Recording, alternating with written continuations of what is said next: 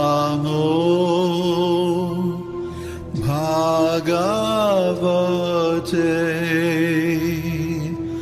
Vasudevaya.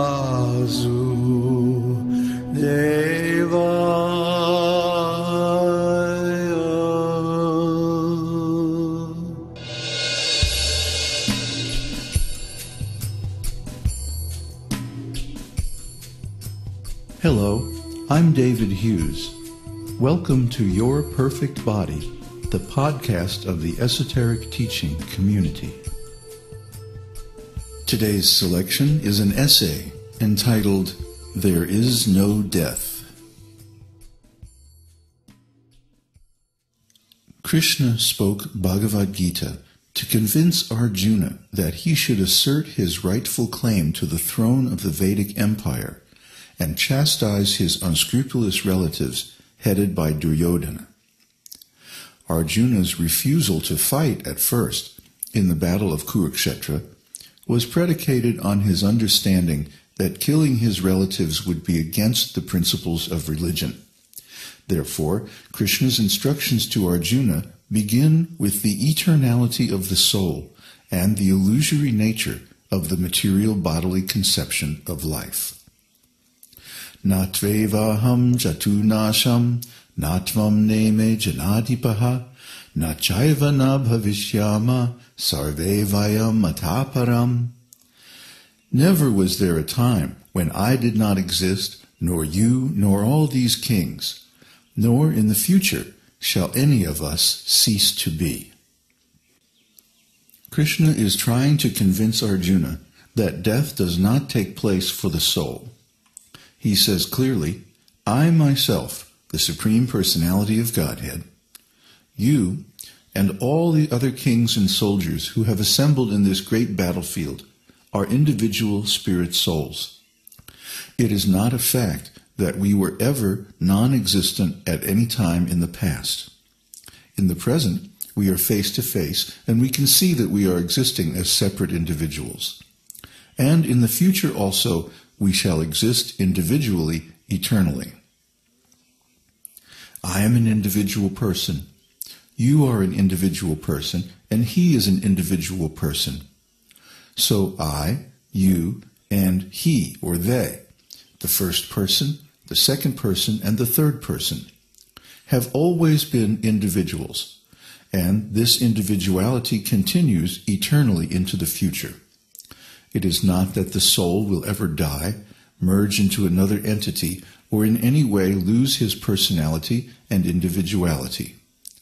Individuality of every living being is an eternal fact. In our daily life and experience, we see that everyone has their own opinion. You may not agree with me because you have your own individuality. Similarly, someone else may not agree with your thinking. So everyone has his or her own individuality. That's a fact. This individuality does not end with the body because it is not based on the body. Individuality is an eternal quality of the eternal spirit soul.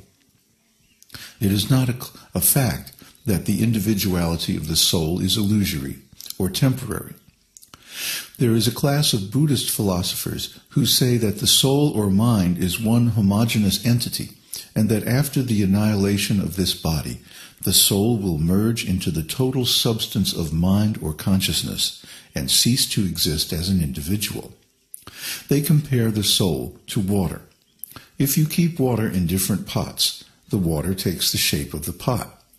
Similarly, they say that the body is like a pot and the soul is like water, and our individuality is because of the body. Then, at the time of death, when the soul is liberated from the body, it mixes with the totality of soul, and its individuality is lost. Just like when a drop of water is taken from the sea and again put into the sea, it loses its identity. This theory ignores the ontological fact that since the soul is eternal, the qualities of the soul are also eternal and unchangeable. Just like water is always wet, the soul is always conscious, personal, and individual. Just like you cannot remove wetness from water, You cannot remove these qualities from the soul. So here Lord Kṛṣṇa says that myself, yourself, and all others who have come here are eternal individuals. There were about 60 million kings and warriors assembled in that battle. It was not a small fight. Actually, that Battle of Kuruksetra was a world war, because all the kings of the world joined either Arjuna's side or Duryodhana's side. So it was a great assembly of all the world's kings and their armies. And except for the 5 Pandavas and Kṛṣṇa, all of them would die, and this worldwide Vedic dynasty of kings would never recover. There would be no powerful kings left to protect the people against the influence of Kali Yuga. Now, just before the beginning of this great and epical battle, Kṛṣṇa says that myself, yourself, and all these persons who have assembled here are individuals. They were individuals in the past, they're individuals now, and they will continue to be individuals even after the annihilation of this body. So, how to understand these two theories? The impersonal theory says that after liberation, all these souls will become one. Just like if you put so many drops of water into the sea, they merge together into the ocean and become one entity. But Lord Kṛṣṇa says that no, they keep their individuality. They do not mix. Well, let's use reason. If we perform historical research, inquire into the most ancient writings of humankind, we find that all people in the ancient past were individuals. There is no history of any people who ever existed who were not individuals. And at the present time, we directly experience that all people are individuals.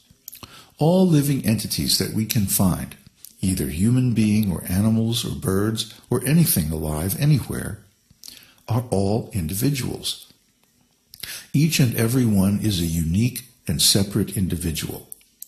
Then why should we not conclude that in the future they will also remain individuals? In the past they were individuals, in the present they're individuals. So why not conclude that in future they'll also remain individuals? Is there any evidence to the contrary?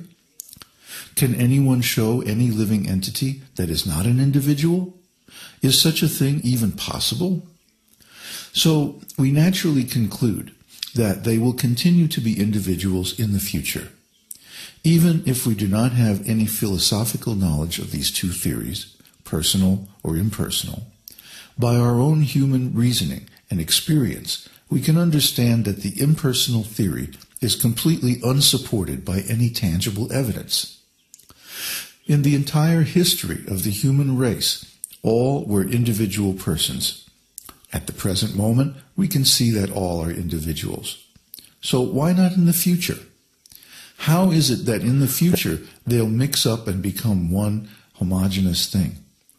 It's quite unreasonable.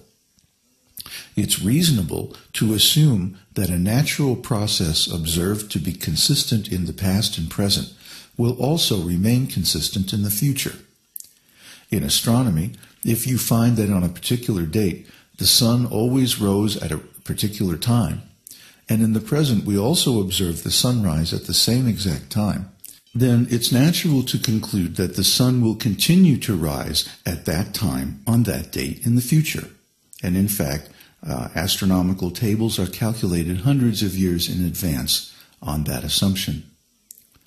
So we can understand the difference between the impersonal and personal theories of the soul by our human reasoning. There are many spiritual things that are beyond the power of our reason. But when it is possible to apply our reason, then why not accept it? Can anyone show any evidence of any living being that is not an individual? Of course not. Then why should we accept that at any time in the future there will be such a thing that has never existed, either in the past or present? That would be unreasonable, illogical. There are other spiritual truths that are provable by our human reasoning. For example, by our reasoning, we can conclude that God exists because everything has a creator. Just like the computer that we're using to record this podcast. We know that this computer has a manufacturer. Similarly, there's a manufacturer for my car and my house. For everything that exists, there is a father, creator, builder, or manufacturer. I myself am created by my father and mother. My father was created by his father. And if we keep on reasoning in this way, naturally we can conclude that there is one original creator of this whole cosmic situation, the whole material universe. This is simple reasoning. It is not very hard to follow or understand. However, there are things, many things,